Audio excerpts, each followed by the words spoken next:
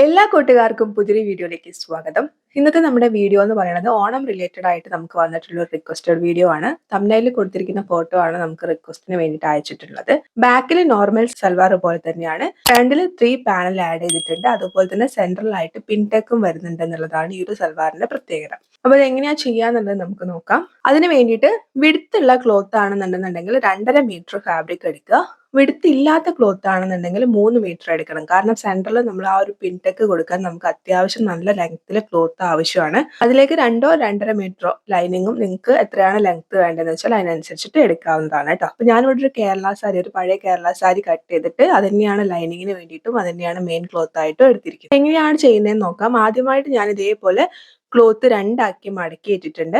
15 inch വിഡ്ത്തിലും 44 inch ലെങ്ത്തിലുമാണ് cloth രണ്ടാക്കി മടക്കിയിട്ടിട്ടുള്ളത്. 44 ഇഞ്ച് ലെങ്ത് എന്ന് പറയുന്നത് ഇൻക്ലൂഡിങ് സീം അലവൻസ് അടക്കമാണ്. 15 ഇഞ്ച് വിഡ്ത്ത് ക്ലോത്ത് മടക്കിയിടുന്ന സമയത്ത് എടുത്തു എന്ന് പറഞ്ഞു. നമ്മളൊരു സ്ട്രെയിറ്റ് കുർത്തി ചെയ്യുന്ന സമയത്ത് നമുക്ക് അത്രയും വിഡ്ത്ത് ആവശ്യമില്ല. പക്ഷേ ഡീറ്റെയിലായിട്ട് നിങ്ങൾക്ക് പറയാം എന്തിനാണ് അത്രയും വിഡ്ത്ത് മടക്കിയിട്ടെന്നുള്ളത് പറയാം. അപ്പോൾ ആദ്യം തന്നെ നമുക്ക് ഫോൾഡ് ആയിട്ടുള്ള ഭാഗത്ത് നിന്ന് നോർമൽ ആയിട്ട് നമ്മൾ അളവുകൾ മാർക്ക് ചെയ്യുന്നത് പോലെ അളവ് മാർക്ക് ചെയ്യാം. ഷോൾഡർ മാർക്ക് ചെയ്യാം. ഞാനൊരു മീഡിയം സൈസിൽ വരുന്ന ആളാണ്. എൻ്റെ അളവാണ് ഞാൻ മാർക്ക് ചെയ്ത് കാണിക്കുന്നത്. നിങ്ങൾ മാർക്ക് ചെയ്യുമ്പോൾ നിങ്ങളുടെ അളവ് വേണം മാർക്ക് ചെയ്യാൻ വേണ്ടിയിട്ട്. 7 ഇഞ്ചാണ് ഷോൾഡർ. ആ 7 ഇഞ്ച് ഷോൾഡർ മാർക്ക് ചെയ്യുന്നുണ്ട്. അവിടുന്ന് നേരെ താഴോട്ടേക്ക് ഞാനൊരു 3/4 ഇഞ്ച് ഷോൾഡർ സ്ലോപ്പിന് വേണ്ടിയിട്ട് മാർക്ക് ചെയ്യുന്നുണ്ട്. നിങ്ങൾക്ക് 1/2 ഇഞ്ചോ 1 ഇഞ്ചോ എങ്ങനെയാണെന്ന് വേണമെങ്കിൽ മാർക്ക് ചെയ്യാം. ഇനി മാർക്ക് ചെയ്തില്ലെങ്കിലും കുഴപ്പമില്ല. അതൊക്കെ നിങ്ങളുടെ ഇഷ്ടാനുസരണം നിങ്ങൾക്ക് ചെയ്യാവുന്നതാണ് കേട്ടോ. അപ്പോൾ ഞാനൊരു 3/4 ഇഞ്ച് ഇതേപോലെ ഷോൾഡർ സ്ലോപ്പിന് വേണ്ടിയിട്ട് മാർക്ക് ചെയ്തിട്ടുണ്ട്. 3 ഇഞ്ചാണ് നെക്ക് വിഡ്ത്ത് മാർക്ക് ചെയ്യുന്നത്. ഈ 3 ഇഞ്ച് നെക്ക് വിഡ്ത്ത് നിന്ന് നമ്മൾ ഈ 3/4 ഇഞ്ച് മാർക്ക് ചെയ്തിട്ടുള്ള ഭാഗത്തേക്ക് സ്കെയിൽ വെച്ചിട്ട് ഇതേപോലെ ആംഗിൾ ആയിട്ട് വരയ്ക്കുകയാണ്. നമ്മൾ ഷോൾഡർ സ്ലോപ്പ് ക്രിയേറ്റ് ചെയ്ത് വെച്ചിട്ടുണ്ട്. ഇനി ഈ ഒരു പോയിന്റിൽ നിന്ന് നേരെ താഴോട്ടേക്ക് എത്രയാണോ നിങ്ങളുടെ ആം ഹോൾ എന്ന് വെച്ചാൽ ആ ആം ഹോൾ മാർക്ക് ചെയ്യുക. അപ്പോൾ എൻ്റെ കേസിൽ 7 ആണ്. ആ 7 മാർക്ക് ചെയ്ത് കൊടുക്കുന്നുണ്ട്. ഒന്ന് എൽ ഷേപ്പിൽ ഇതേപോലെ ഒന്ന് വരച്ചെടുക്കുന്നുണ്ട്. ഈ എൽ ഷേപ്പിൽ വരച്ചിട്ടുള്ള ആ ഭാഗത്ത് വേണം നമ്മൾ ചെസ്റ്റ് അളവ് മാർക്ക് ചെയ്യാൻ. എത്രയാണോ നിങ്ങളുടെ ചെസ്റ്റ് അളവ് അതിനെ /4 വെച്ച് ചെയ്യുക. അപ്പോൾ എൻ്റെ കേസിൽ ഇവിടെ 9 ആണ്. 9 മാർക്ക് ചെയ്ത് കൊടുക്കുന്നുണ്ട്. അതിൻ്റെ കൂടെ 2 ഇഞ്ച് നമ്മൾ സീം അലവൻസ് മാർക്ക് ചെയ്യുന്നുണ്ട്. ഇനി ഏറ്റവും മുകളിൽ നിന്ന് നേരെ താഴോട്ടേക്ക്, അതായത് ഷോൾഡർ ലൈനിന് നേരെ താഴോട്ടേക്ക് എത്രയാണ് വേസ്റ്റ് ലെങ്ത് എന്ന് വെച്ച് കഴിഞ്ഞാൽ വേസ്റ്റ് ലെങ്ത് മാർക്ക് ചെയ്ത് കൊടുക്കുക. അപ്പോൾ 14 ഇഞ്ചാണ്. ആ 14 ഇഞ്ച് മാർക്ക് ചെയ്ത് കൊടുത്തിട്ട് ഇവിടെ സ്ട്രെയിറ്റ് ആയിട്ട് ഇതേപോലെ ഒരു ലൈൻ വരച്ചു കൊടുക്കുന്നുണ്ട്. ഇനി അവിടേക്ക് നമ്മൾ വിഡ്ത്ത് മാർക്ക് ചെയ്ത് കൊടുക്കാം. വേസ്റ്റ് വിഡ്ത്ത് മാർക്ക് ചെയ്ത് കൊടുക്കാം. ഈ പറഞ്ഞ പോലെ എത്രയാണോ വേസ്റ്റ് വിഡ്ത്ത് എന്ന് വെച്ച് കഴിഞ്ഞാൽ അതിനെ /4 വെച്ച് ചെയ്തിട്ടുള്ള അളവ് വേണം മാർക്ക് ചെയ്ത് കൊടുക്കാൻ വേണ്ടിയിട്ട്. അപ്പോൾ 8 ആണ്. കൂടെ നമ്മൾ 2 ഇഞ്ച് സീം അലവൻസ് മാർക്ക് ചെയ്ത് കൊടുക്കുന്നുണ്ട്. ഇനി നമുക്ക് സ്ലിറ്റ് അടിക്കാനുള്ള ലെങ്ത് മാർക്ക് ചെയ്ത് കൊടുക്കുക. അതും നേരത്തെ പറഞ്ഞ പോലെ തന്നെ ലൈനിന് വേണം താഴോട്ടേക്ക് എടുക്കാൻ വേണ്ടിയിട്ട് കേട്ടോ. അപ്പോൾ ഞാനിവിടെ 20 ഇഞ്ചാണ് എടുക്കുന്നത്. അവിടേക്ക് നമ്മൾ എപ്പോഴും അധികം ലൂസ് മാർക്ക് ചെയ്ത് കൊടുക്കുക.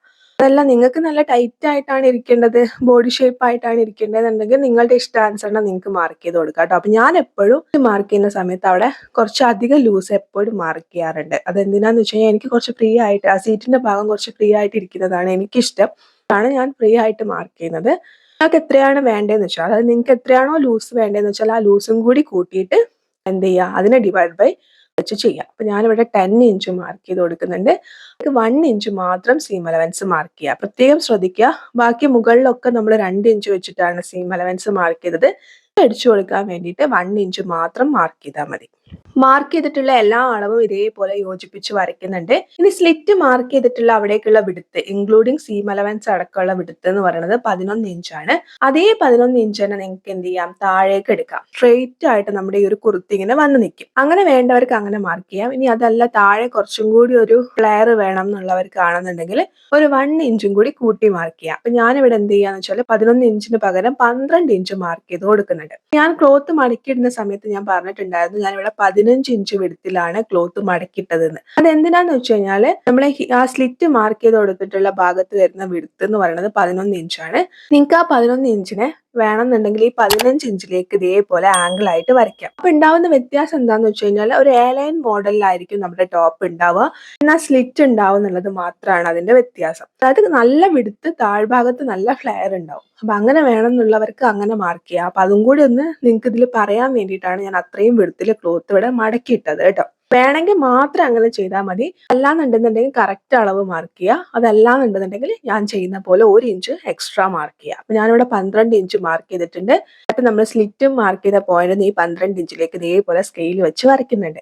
മാർക്ക് ചെയ്ത അളവ് പ്രകാരം കട്ട് ചെയ്യാൻ നമ്മൾ ആം ഹോൾ കുഴിച്ച് വരയ്ക്കാൻ മറന്നു പോയിട്ടുണ്ടായിരുന്നു. അപ്പൊ ഞാൻ ആം ഹോളും കൂടി ഒന്ന് കുഴിച്ച് വരച്ചിട്ട് ഇതേപോലെ കട്ട് ചെയ്തിട്ട് ഈ ബാക്ക് പീസിനെ ഒന്ന് മാറ്റി വെക്കുന്നുണ്ട്. ഇതേ അളവിൽ നിങ്ങൾ എന്ത് ചെയ്യുക, ബാക്കിലേക്കുള്ള ലൈനിങ്ങും കൂടി കട്ട് ചെയ്തെടുക്കുക കേട്ടോ. ഇനി നമുക്ക് ഫ്രണ്ട് പീസ് കട്ട് ചെയ്യാം. ഫ്രണ്ട് പീസ് കട്ട് ചെയ്യുന്ന സമയത്ത് ഞാൻ ഇതേപോലെ ഒരു ക്ലോത്ത് എടുത്തിട്ടുണ്ട്. ആ ക്ലോത്തിനെ ഞാൻ രണ്ടാക്കി മടക്കിയിട്ടിട്ടുണ്ട്. 44 ഇഞ്ചാണ് ലെങ്ത്, ഇൻക്ലൂഡിങ് സീം അലവൻസ് അടക്കമാണ് മാർക്ക് ചെയ്തത്. ഇനി ഫോൾഡഡ് ആയിട്ടുള്ള ഭാഗത്തുനിന്ന് നമ്മൾ 4 ഇഞ്ചാണ് മാർക്ക് ചെയ്യുന്നത്. ഈ 4 ഇഞ്ച് എങ്ങനെയാ കിട്ടിയെന്നുള്ളത് പറയാം. എന്റെ ഷോൾഡർ എന്ന് പറയുന്നത് 7 ഇഞ്ചാണ്. ഈ 7നെ നമ്മൾ ഡിവൈഡ് ബൈ 2 ചെയ്യുന്ന സമയത്ത് 3.5 ഇഞ്ചാണ് കിട്ടുക.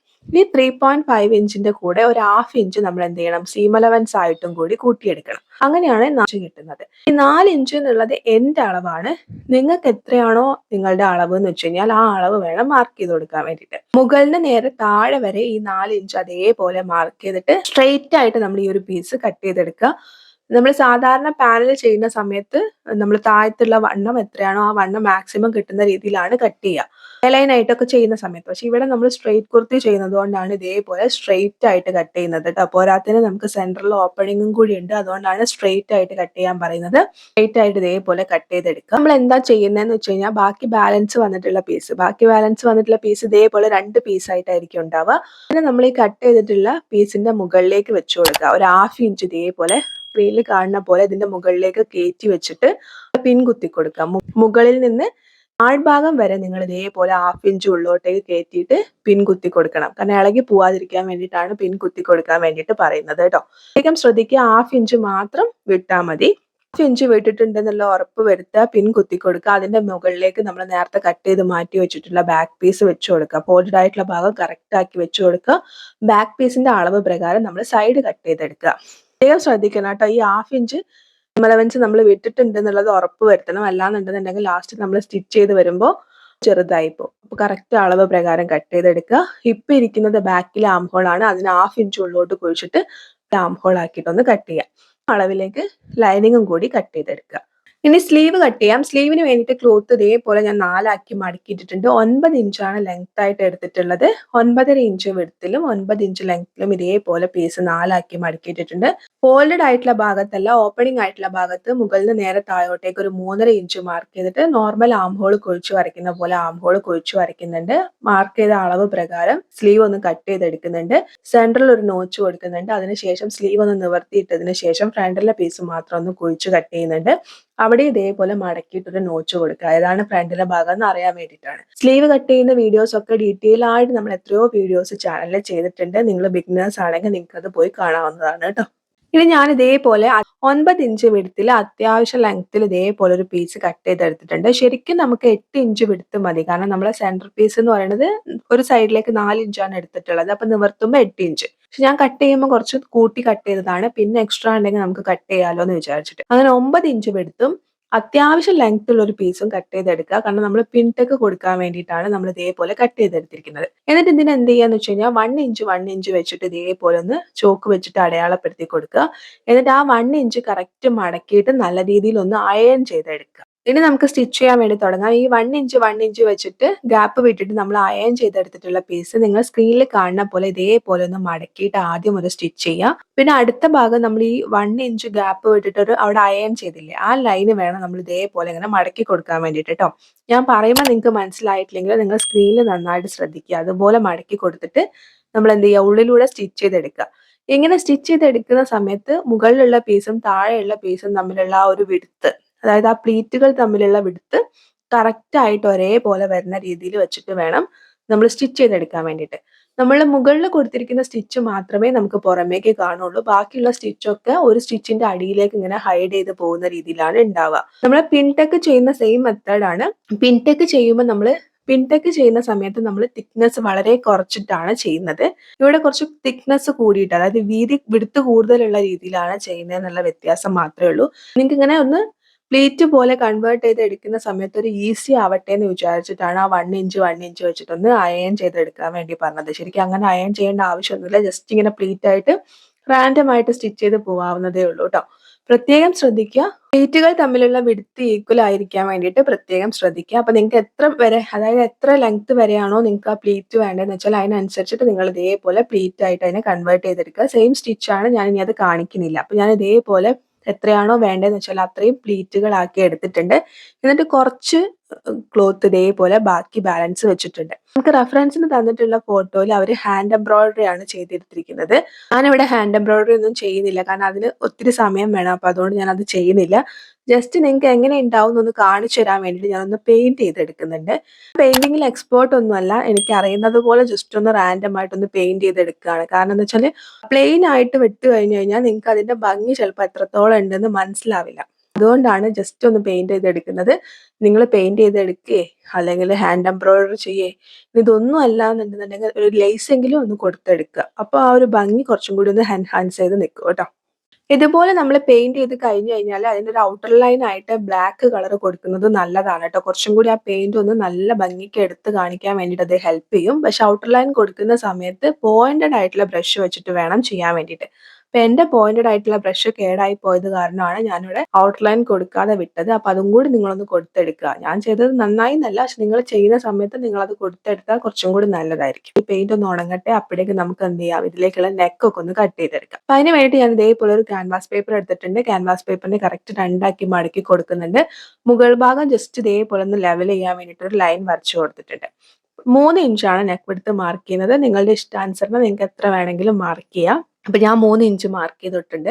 നെക്കിന് ഇറക്കമായിട്ട് 6 ഇഞ്ചാണ് മാർക്ക് ചെയ്ത് കൊടുക്കുന്നത്. എന്നിട്ട് മുകളിന് നേരെ താഴോട്ടേക്ക് ഒരു 4 ഇഞ്ച് മാർക്ക് ചെയ്യുന്നുണ്ട്. ഈ 4 ഇഞ്ചിലാണ് നമ്മൾ റൗണ്ട് നെക്ക് വരയ്ക്കുന്നത്. ബാക്കി 2 ഇഞ്ചിലാണ് നമ്മൾ ആ ഒരു വി ഷേപ്പ് വരയ്ക്കുന്നത് കേട്ടോ. അപ്പൊ 4 ഇഞ്ച് 3 ഇഞ്ച് നെക്ക് വിഡ്ത്തും 4 ഇഞ്ച് ഇറക്കത്തിലും ഒരു ബോക്സ് വരയ്ക്കുന്നുണ്ട്. ആ ബോക്സിന്റെ ഉള്ളിൽ ഇതേപോലെ ഫ്രഞ്ച് കർവ് ഉപയോഗിച്ചിട്ട് റൗണ്ട് നെക്ക് വരയ്ക്കുന്നുണ്ട്. എന്നിട്ട് ഒരു 1/2 ഇഞ്ച് ഫോൾഡഡ് ആയിട്ടുള്ള ഭാഗത്തുനിന്ന് ഓപ്പണിംഗ് ആയിട്ടുള്ള ഭാഗത്തേക്ക് ഒരു 1/2 ഇഞ്ച് മാർക്ക് ചെയ്തിട്ട് ഈ 1/2 ഇഞ്ചിന്ന് നമ്മൾ 6 ഇഞ്ച് ഇറക്കം മാർക്ക് ചെയ്ത പോയിന്റിലേക്ക് സ്കെയിൽ വെച്ചിട്ട് വി നെക്കും വരയ്ക്കുന്നുണ്ട്. ഇതേപോലെ എക്സ്ട്രാ കുറച്ച് ക്യാൻവാസ് പേപ്പർ വെക്കുന്നുണ്ട്. സെന്റർ മിസ്സായി പോവാണ്ടിരിക്കാൻ വേണ്ടിയിട്ട് സെന്ററിൽ ഒരു ലൈൻ കൂടി കൊടുത്തെടുക്കുന്നുണ്ട്. ആദ്യം നമ്മൾ ലെവൽ ചെയ്ത ലൈൻ കട്ട് ചെയ്യുന്നുണ്ട്. ബാക്കി എക്സ്ട്രാ ഉള്ള ക്യാൻവാസ് പേപ്പർ ഒക്കെ കട്ട് ചെയ്യുന്നുണ്ട്. ബാക്കിയും ഇന്നർ ലൈൻ കട്ട് ചെയ്തെടുക്കുക. സെന്ററിൽ ഇതേപോലെ ഒരു നോച്ച് കൊടുക്കുക. ഏത് ക്ലോത്തിലാണോ വേണ്ടതെന്ന് വെച്ചാൽ ആ ക്ലോത്തിൽ ഒന്ന് ഇതേപോലെ അയൺ ചെയ്തെടുക്കുക. ഇതേപോലെ അയൺ ചെയ്തെടുത്തിട്ടുണ്ട്. ഇനി എന്താ ചെയ്യേണ്ടതെന്ന് വെച്ച് കഴിഞ്ഞാൽ കുറച്ച് ക്ലോത്ത് വെച്ചിട്ട് ബാക്കിയുള്ള ക്ലോത്ത് കട്ട് ചെയ്യുക. മുകൾ ഭാഗത്ത് വെക്കേണ്ട, ബാക്കിയുള്ള സൈഡിലൊക്കെ കുറച്ച് ക്ലോത്ത് വെച്ചിട്ട് എക്സ്ട്രാ ക്ലോത്ത് ഉണ്ടെങ്കിൽ അത് കട്ട് ചെയ്യുക. ഈ ക്ലോത്ത് ഉള്ളോട്ടേക്ക് മടക്കിയിട്ട് ഇതിനൊന്ന് സ്റ്റിച്ച് ചെയ്തെടുക്കുക. പെയിന്റ് ചെയ്തിട്ടുള്ളത് നന്നായിട്ട് ഉണങ്ങിയിട്ടുണ്ടോ എന്നുള്ളത് ഉറപ്പ് വരുത്തുക. കാരണം വൈറ്റ് കളറാണ്, ഉണങ്ങിയിട്ടില്ല എന്നുണ്ടെങ്കിൽ അവിടെ ഇവിടെയൊക്കെ പിടിച്ചിരിക്കും കേട്ടോ. അപ്പം നന്നായിട്ട് അതൊന്ന് ഒരു ദിവസം വേണമെങ്കിൽ നിങ്ങൾക്കൊന്ന് ഉണങ്ങാൻ വേണ്ടിയിട്ട് വെക്കാം. അപ്പം നമ്മൾ ഇതേപോലെ എടുത്തിട്ടുണ്ട്. ഇനി എന്താ ചെയ്യേണ്ടതെന്ന് വെച്ച് കഴിഞ്ഞാൽ ഫ്രണ്ടിലെ പീസ് അതിന്റെ സെന്ററിൽ ഒരു നോച്ച് കൊടുക്കുക. അതുപോലെ തന്നെ ഈ നമ്മൾ ഈ പിൻടെക്ക് ചെയ്തെടുത്തിട്ടുള്ള പീസിന്റെയും സെന്ററിൽ ഇതേപോലെ ഒരു നോച്ച് കൊടുക്കുക. എന്നിട്ട് ഫ്രണ്ടിലുള്ള സെന്റർ പീസിന്റെ കറക്റ്റ് സെന്ററിലായിട്ട് നമ്മൾ എന്ത് ചെയ്യുക, ഈ പിൻടെക്കിന്റെ പീസ് വെച്ച് കൊടുക്കുക. സ്ക്രീനിൽ കാണുന്ന പോലെ തന്നെ വെക്കുക. നല്ല വശത്തിന്റെ മുകളിൽ വേണം പിൻടെക്കിന്റെ പീസ് വെക്കാൻ വേണ്ടിയിട്ട്. എന്നിട്ട് നമ്മൾ സൈഡൊക്കെ ഒന്ന് സ്റ്റിച്ച് ചെയ്തെടുക്കുക. സൈഡ് സ്റ്റിച്ച് ചെയ്തെടുക്കുക. അതുപോലെ തന്നെ നമ്മൾ ഈ കൊടുത്തിട്ടുള്ള പെയിന്റിങ്ങിന്റെ താഴ്ഭാഗത്ത് ഒരു 1/2 ഇഞ്ച് ക്ലോത്ത് ഉള്ളോട്ടേക്ക് മടക്കിയിട്ടും കൂടി ഒന്ന് സ്റ്റിച്ച് ചെയ്തെടുക്കുക. കാരണം അല്ലെങ്കിൽ നൂല് വലിയും. അപ്പൊ ഇതേപോലെ ഒന്ന് സ്റ്റിച്ച് ചെയ്തെടുക്കുക. സ്റ്റിച്ച് ചെയ്ത് കഴിഞ്ഞതിന് ശേഷം എക്സ്ട്രാ ക്ലോത്ത് ഉണ്ടെന്നുണ്ടെങ്കിൽ സൈഡിലുള്ള ക്ലോത്ത് നിങ്ങൾക്ക് കട്ട് ചെയ്തെടുക്കാവുന്നതാണ്. ഇനി ഇതിന്റെ മുകളിലേക്ക് എന്താ ചെയ്യണമെന്ന് വെച്ച് കഴിഞ്ഞാൽ ലൈനിങ് വെച്ച് കൊടുക്കുക. ലൈനിങ് ഈ പറഞ്ഞ പോലെ തന്നെ സെന്റർ ടു സെന്റർ ആണെന്നുള്ളത് ഉറപ്പ് വരുത്തുക. നല്ല വശത്തിന്റെ മുകളിലാണ് ലൈനിങ് വെച്ച് കൊടുക്കുന്നത്.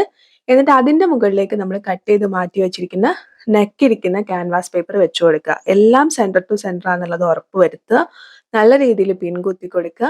എങ്ങനെയാണോ ക്യാൻവാസ് പേപ്പറിൽ നെക്കിന്റെ ഷേപ്പ് ഇരിക്കുന്നതെന്ന് വെച്ച് കഴിഞ്ഞാൽ അതേപോലെയുള്ള ഷേപ്പ് ഒന്ന് സ്റ്റിച്ച് ചെയ്തെടുക്കുക. എന്നിട്ട് 1/4 ഇഞ്ചിൽ ക്ലോത്ത് വെച്ചിട്ട് ബാക്കി ക്ലോത്ത് ഈ എല്ലാ പീസും കൂടി ഒന്നിച്ച് വെച്ചിട്ട്, അതായത് 4 പീസ് ഉണ്ടാവും, 4 പീസും കൂടി ഒന്നിച്ച് കട്ട് ചെയ്യാം. ഇൻടെക്ക് വരുന്ന ഭാഗത്ത് നല്ല തിക്നെസ് ഉണ്ടാവും. അപ്പൊ പ്രത്യേകം ശ്രദ്ധിച്ച് കെയർഫുൾ ആയിട്ട് കട്ട് ചെയ്തെടുക്കുക കേട്ടോ. കട്ട് ചെയ്ത് കഴിഞ്ഞിട്ട് കുഞ്ഞു കുഞ്ഞു കട്ട് കൊടുക്കുക. ഇതിനൊന്ന് മറിച്ചെടുക്കുക. മറിച്ചിട്ട് ഒരു സ്റ്റിച്ച് കൊടുക്കുക. അതിനുശേഷം ഈ ലൈനിങ്ങും നമ്മുടെ ക്യാൻവാസ് പേപ്പറും മെയിൻ ക്ലോത്തിന്റെ അടിഭാഗത്തേക്ക് ആക്കി വെച്ചിട്ട് ഒരു പ്രാവശ്യം കൂടി സ്റ്റിച്ച് ചെയ്തെടുക്കുക. ഈ ഒരു രീതിയിൽ നിങ്ങൾ ക്യാൻവാസ് പേപ്പർ വെച്ച് സ്റ്റിച്ച് ചെയ്യുന്ന സമയത്ത് നമുക്ക് കിട്ടുന്ന ബെനിഫിറ്റ് എന്താണെന്ന് വെച്ച് കഴിഞ്ഞാൽ ക്യാൻവാസ് പേപ്പർ നമ്മുടെ ലൈനിങ്ങിന്റെ ഉള്ളിൽ ഹൈഡ് ചെയ്ത് പോകും. ഈ പുറമേക്ക് ക്യാൻവാസ് പേപ്പർ ഇങ്ങനെ വന്ന് നിൽക്കില്ല. നമ്മുടെ സ്റ്റിച്ച് ഭയങ്കര പെർഫെക്റ്റ് ആയിട്ടായിരിക്കും ഉണ്ടാവുക കേട്ടോ. ഈ ഒരു രീതി തന്നെ ക്യാൻവാസ് പേപ്പർ വെച്ച് കൊടുക്കാൻ വേണ്ടിയിട്ട് പ്രത്യേകം ശ്രദ്ധിക്കുക. സെന്റർ പീസിന്റെ പണിയൊക്കെ കഴിഞ്ഞു. ഇനി നമുക്ക് സൈഡിലുള്ള പീസ് ഈ സെന്റർ പീസിലേക്ക് ജോയിൻ ചെയ്യണം. അപ്പൊ ആദ്യം ഞാൻ എന്താ ചെയ്യണമെന്ന് വെച്ച് കഴിഞ്ഞാല് നല്ല നല്ല ക്ലോത്തിന്റെ മുകളിൽ, അതായത് സെന്റർ പീസിന്റെ നല്ല വശത്തിന്റെ മുകളിൽ സൈഡിലുള്ള പീസിന്റെ നല്ല വശം വെച്ച് കൊടുക്കുകയാണ്. ലൈനിങ് എടുത്തിട്ടേ ഇല്ല, മെയിൻ ക്ലോത്ത് മാത്രമേ എടുത്തിട്ടുള്ളൂ. എന്നിട്ട് സ്ട്രെയിറ്റ് ആയിട്ട് സ്റ്റിച്ച് ചെയ്യാണ്. സെയിം അതേപോലെ തന്നെ ഓപ്പോസിറ്റ് സൈഡും ഇതേപോലെ തന്നെ ചെയ്യാം. ലൈനിങ് നമ്മൾ എടുത്തിട്ടേ ഇല്ല കേട്ടോ. അതിനോടൊപ്പം തന്നെ ശ്രദ്ധിക്കേണ്ട ഒരു കാര്യം എന്താണെന്ന് വെച്ച് കഴിഞ്ഞാൽ നമുക്ക് തന്നിട്ടുള്ള ഫോട്ടോയിൽ താഴ്ഭാഗത്ത് കുറച്ച് ഓപ്പണിംഗ് ഉണ്ട്. അപ്പോൾ നിങ്ങൾക്ക് എത്ര ലെങ്ത് വരെയാണോ ആ ഓപ്പണിംഗ് വേണ്ടതെന്ന് വെച്ചാൽ ആ ലെങ്ത് ഒന്ന് മാർക്ക് ചെയ്ത് കൊടുക്കുക. അവിടെ വരെ സ്റ്റിച്ച് ചെയ്താൽ മതി. അപ്പോൾ ഞാനൊരു 10 ഇഞ്ച് മാർക്ക് ചെയ്തിട്ട് അവിടെ വരെയാണ് സ്റ്റിച്ച് ചെയ്തെടുത്തിരിക്കുന്നത്. അപ്പോൾ ഇതേപോലെ ഉണ്ടാവും നമ്മൾ സ്റ്റിച്ച് ചെയ്ത് കഴിയുമ്പോൾ. അപ്പം നമ്മൾ ലൈനിങ് സ്റ്റിച്ച് ചെയ്തിട്ടേ ഇല്ല, ഇതുപോലെയാണ് ഉണ്ടാവുക. ഡബിൾ സ്റ്റിച്ച് കൊടുക്കണം കേട്ടോ, അല്ലാന്നുണ്ടെങ്കിൽ ഇളകിപ്പോരും. ഡബിൾ സ്റ്റിച്ച് വേണം നിങ്ങൾ കൊടുക്കാൻ വേണ്ടിയിട്ട്. ഇനി നമ്മൾ മാറ്റി വെച്ചിരിക്കുന്ന ലൈനിങ് എടുക്കുക. ലൈനിങ് എടുത്തിട്ട് എന്താ ചെയ്യേണ്ടതെന്ന് വെച്ച് കഴിഞ്ഞാൽ ഇപ്പം നമ്മൾ ചെയ്തത് എന്താ, നല്ല വശത്തിന്റെ മുകളിൽ നല്ല വശം വെച്ച് സ്റ്റിച്ച് ചെയ്തു. ഇനി ആ പീസിന് ഉള്ളോട്ടേക്ക് ഇതേപോലെ വെച്ചിട്ട് ചീത്ത വശത്ത് ലൈനിങ് വെച്ച് കൊടുത്തിട്ട് സെയിം ഇതേപോലെ തന്നെ ആ 10 ഇഞ്ച് ലെങ്ത് വരെ ഒന്ന് സ്ട്രെയിറ്റ് ആയിട്ട് സ്റ്റിച്ച് ചെയ്യാം.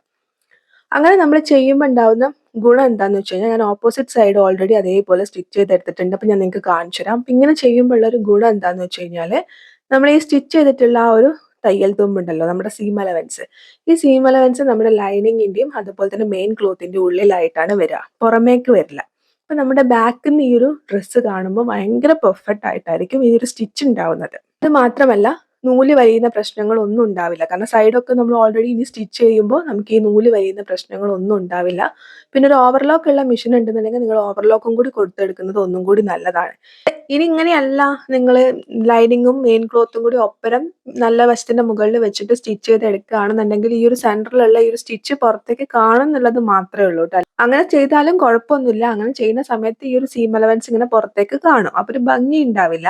പക്ഷെ അവിടെ നമ്മൾ ഓവർലോക്ക് കൊടുത്തെടുത്താൽ മതി. അപ്പൊ ഈ നൂല് വലിയുന്ന പ്രശ്നങ്ങളൊന്നും ഉണ്ടാവില്ല, പക്ഷെ കാണാൻ ഒരു ഭംഗി ഉണ്ടാവും. ഈ ഒരു രീതിയിൽ ചെയ്യുമ്പോൾ കാണാൻ കാഴ്ചയിൽ ഒരു ഭംഗി ഉണ്ടാവും എന്നുള്ളതാണ് അതിന്റെ പ്രത്യേകത. ഇപ്പൊ നമ്മൾ 10 ഇഞ്ച് ഇവിടെ രണ്ട് സൈഡിലായിട്ട് ഗ്യാപ്പ് വിട്ടിട്ടുണ്ട്. അപ്പൊ അത് നമുക്കൊന്ന് സ്റ്റിച്ച് ചെയ്തെടുക്കാം. അതും നമുക്ക് സെയിം ഇതിനോടൊപ്പം തന്നെ ചെയ്തെടുക്കാം. നമ്മളിങ്ങനെ സ്ട്രെയിറ്റ് ആയിട്ട് 10 ഇഞ്ച് വരെ സ്റ്റിച്ച് ചെയ്ത് വരുന്ന സമയത്ത് അവിടെ ലോക്ക് ഇട്ട് കൊടുത്തിട്ട് ഉള്ളിലുള്ള സെന്റർ പീസ് മാറ്റിയിട്ട് ബാക്കി ഭാഗം സെയിം ഇതേപോലെ തന്നെ ഒന്ന് സ്റ്റിച്ച് ചെയ്ത് എടുത്തു കഴിഞ്ഞാൽ നമുക്ക് താഴെ വരെ സ്റ്റിച്ച് ചെയ്തെടുക്കാം. ഞാൻ മെയിൻ ക്ലോത്തിന്റെ അത്ര തന്നെ ലെങ്ത് ലൈനിങ്ങിനും എടുത്തത് കൊണ്ട് കുഴപ്പമില്ല. നിങ്ങൾ മെയിൻ ക്ലോത്തിന്റെ അത്ര തന്നെ ലെങ്ത് ലൈനിങ്ങിന് എടുക്കുന്നില്ല എന്നുണ്ടെന്നുണ്ടെങ്കിൽ എന്താ ചെയ്യാന്ന് വെച്ച് കഴിഞ്ഞാൽ ഒരു പീസ് എടുക്കുക, ഒരു 2 ഇഞ്ച് വിടുത്തുള്ള ഒരു പീസ് എടുക്കുക. എന്നിട്ട് അതിനെ കറക്റ്റ് രണ്ടാക്കി മടക്കിയിട്ട് നല്ല വശത്തിന്റെ മുകളിൽ കൊടുത്തിട്ട് സ്റ്റിച്ച് ചെയ്തെടുക്കുക. എന്നിട്ട് അതിനെ മറിച്ചടിച്ചാൽ മതി കേട്ടോ. ഈ ഒരു രീതിയിൽ നിങ്ങൾ ചെയ്തെടുക്കുക. അപ്പൊ നല്ല പെർഫെക്റ്റ് ആയിട്ട് തന്നെ നമ്മുടെ സ്റ്റിച്ച് വരും. ഇനി എന്താ ചെയ്യേണ്ടതെന്ന് വെച്ച് കഴിഞ്ഞാൽ നിങ്ങൾക്ക് എല്ലാവർക്കും അറിയുന്ന പോലെ തന്നെ ബാക്ക് പീസ് ജോയിൻ ചെയ്യാൻ, എനിക്ക് ബാക്ക് പീസിന്റെ ലൈനിങ്ങും കൂടി കട്ട് ചെയ്യാൻ ക്ലോത്ത് ഉണ്ടായിരുന്നില്ല, അതുകൊണ്ടാണ് ഞാൻ പിന്നെ ജോയിൻ ചെയ്ത് കാണിക്കാനത് കേട്ടോ. ബാക്ക് പീസ് ജോയിൻ ചെയ്യുക, സ്ലീവ് ജോയിൻ ചെയ്യുക, സൈഡ് ജോയിൻ ചെയ്യുക, സ്ലിറ്റ് അടിച്ചു കൊടുക്കുക. അപ്പൊ നോർമൽ സ്റ്റിച്ച് ആണ്, അതുകൊണ്ടാണ് അത് ഇതിൻ്റെ അകത്ത് ഇൻക്ലൂഡ് ചെയ്യാത്തത്. അപ്പൊ ഇതിന്റെയൊക്കെ ഡീറ്റെയിൽഡ് വീഡിയോ നമ്മൾ നേരത്തെ ചാനലിൽ അപ്ലോഡ് ചെയ്തിട്ടുണ്ട്. അറിയാത്തവരാണ്, ബിഗിനേഴ്സ് ആണെന്നുണ്ടെങ്കിൽ നിങ്ങൾക്ക് ആ വീഡിയോ പോയിട്ട് കാണാവുന്നതാണ്. സെന്ററിൽ വന്നിട്ടുള്ള ഒരു പാറ്റേൺ എങ്ങനെയുണ്ടെന്നൊന്ന് കാണിക്കാൻ വേണ്ടിയിട്ടാണ് ഞാൻ മെയിൻ ആയിട്ട് ഈ ഒരു ഡ്രസ്സ് ചെയ്തെടുത്തിട്ടുള്ളത്. അപ്പൊ ഇതാണ് ഇതിന്റെ ഫൈനൽ ലുക്ക്. നിങ്ങൾ ചെയ്യുന്ന സമയത്ത് ബാക്ക് പീസും കൂടി ജോയിൻ ചെയ്തിട്ട് ബാക്കി ഫുൾ സ്റ്റിച്ചിങ് ചെയ്തെടുക്കുക കേട്ടോ. ഫ്രണ്ടിൽ വന്നിട്ട് 3 പാനലായിട്ടാണ് ഇരിക്കുന്നത്. സെന്ററിൽ നമ്മൾ പിൻടെക്ക് കൊടുത്തിട്ടുണ്ട്. അതുപോലെ തന്നെ ആ സെന്റർ പോർഷനിൽ നമ്മളൊന്ന് പെയിന്റ് ചെയ്തെടുത്തിരിക്കുകയാണ്. നിങ്ങൾക്ക് വേണമെന്നുണ്ടെങ്കിൽ ഹാൻഡ് എംബ്രോയിഡറി ചെയ്തെടുക്കാം. ഇതിന്റെ ബാക്ക് പീസ് നിങ്ങൾക്ക് കാണുമ്പോൾ തന്നെ മനസ്സിലാവും, വളരെ നീറ്റ് ആയിട്ടാണ് ഇരിക്കുന്നത്. ക്യാൻവാസ് പേപ്പറോ അതുപോലെ തന്നെ നമ്മുടെ സീം അലവൻസോ കാര്യങ്ങളോ ഒന്നും പുറത്തേക്ക് ഒന്നും വിസിബിൾ അല്ല. വളരെ നീറ്റ് ആൻഡ് പെർഫെക്റ്റ് ആയിട്ടാണ് ഇരിക്കുന്നത്. അപ്പൊ എങ്ങനെയാണ് നീറ്റ് ആയിട്ട് ചെയ്യാന്നുള്ള കാര്യങ്ങളൊക്കെയാണ് നമ്മൾ ഇന്നത്തെ ഒരു വീഡിയോയിൽ ഉൾപ്പെടുത്തിയത്. നിങ്ങൾക്ക് വീഡിയോ ഇഷ്ടപ്പെട്ടു എന്ന് വിചാരിക്കുന്നു. വീഡിയോ ഇഷ്ടപ്പെട്ടാൽ ലൈക്ക് ചെയ്യുക. കൂടുതൽ വീഡിയോസിനായിട്ട് നമ്മുടെ ചാനൽ സബ്സ്ക്രൈബ് ചെയ്തില്ലെങ്കിൽ സബ്സ്ക്രൈബ് ചെയ്യുക. മറ്റൊരു വീഡിയോ ആയിട്ട് വീണ്ടും വരാം. Thank you for watching. Love you all.